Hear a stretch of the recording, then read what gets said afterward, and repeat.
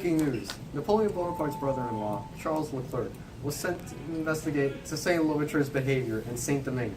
Napoleon Bonaparte is rumored to be angered by Toussaint Louverture's actions over the course of the recent revolution in Saint-Domingue.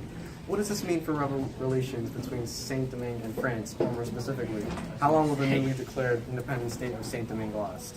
Well, interestingly enough, Louverture, formerly being a slave in Saint-Domingue, had led this upstart from the country and somehow became the self-appointed general-in-chief of the army.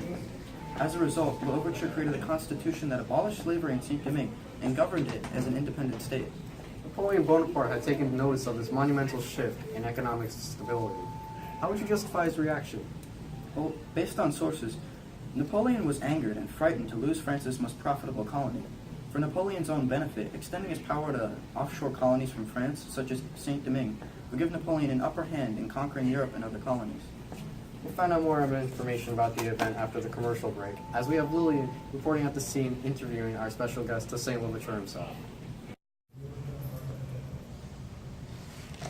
Don't you love the taste of tea? I know I do. Yeah, but sometimes I just wish it was a little more flavorful and less tart. Well, come and buy our freshly processed sugar and add a few drops to any food or drink, and you'll instantly notice the difference. Yeah, but isn't sugar a little expensive? No. Add in a few spices, and we'll give you a discount. Sounds good. Come. I am here today in Saint-Domingue at the site of the event. Next to me, I have Mr. Toussaint Louverture here to display his thoughts about what the recent revolution in Saint-Domingue has meant to him. Thank you for having me today. Of course, I'd be obliged to discuss about the revolution. Regressing back to the old days, life as a slave was not as terrible as many people might have perceived it to be. Under authority, I've been taught to read, write, and even speak some of the French language. Nevertheless, I was still worked to death by white planters, and it simply fueled my animosity towards the white planters each and every day. There is one person only that I trusted, as he had given me many opportunities to express myself in reading and writing. That was my own slave master, Monsieur de Libertad. I was freed in 1777, and I lived a peaceful life under de Libertad's plantation as a coachman until August of 1791. So what happened in that August? One day, a slave resort had occurred against the European and the mulattoes, and I had no clue what was going on. What was I going to do with de Libertad? My wife, my children. Somehow a switch flipped in my head, and I decided that I'd send de Libertad, my wife, and my children somewhere safe, like the United States, and join the revolution to liberate slaves.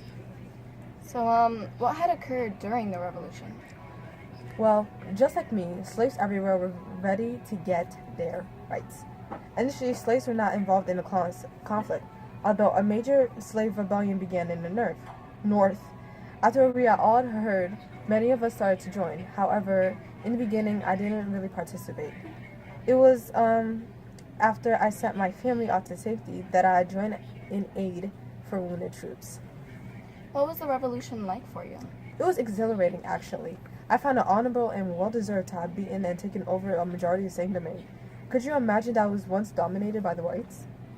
Well, you learn something new every day. Well, thank you for letting me interview you today. It was a pleasure meeting with you, Mr. Toussaint Louverture. Same. Oh man, tea is so boring. It's just water and leaves. I really wish there was a better alternative. Let me tell you about something new. Coffee. The greatest, the most exhilarating, and the best alternative drink made on the market. Okay, what's coffee? Let me tell you, young one. Coffee is a drink made from meticulously owned coffee beans in Haiti. After being ground up and added a touch of water, we get a cup of magic, or as you know now, coffee. That sounds great. I know what I'm spending every penny of my money on. Coffee. It's the best. With this revolution in Saint-Domingue against France, and France's own revolution, the changes that were made were rapid, incessant, and changing by the day. Both the French and Haitian Revolution took a right turn off a straight path. Considering both these revolutions occurred at around the same time, they did in fact have a few similarities with their concepts and final results. In the end of the two revolutions, both completely disregarded their former governments. Not only this, but both had some type of influential person, Toussaint Louverture for the Haitian Revolution, and Maximilien Robespierre for the French, and were both inspired by the Enlightenment. Isn't it ironic that these two revolutions had impacted each other in some way? In fact, Louverture took inspiration from France in order to formulate his quintessential independent state of Haiti. Yes, and to add on, Louverture used the Declaration of Rights for Man, which was a document derived from the French Revolution, which served as his basis for liberty, equality, and property rights in his newly independent Haiti. What will be of the overture if Napoleon Bonaparte were to take him captive in France? There are numerous questions that we'll find out when the time comes. Until next time, see you then.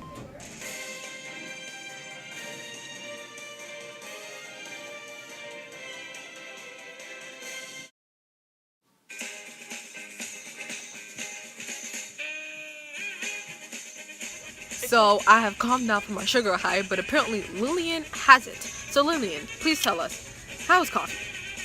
It's Coffee? Sugar. it's amazing. Oh my! You guys should try this. Seriously, it's better than I thought. Listen, we need help for her. Go get your sugar. Try it. Try You it. get your Try sugar. it. Get your sugar to Do it Haiti right today.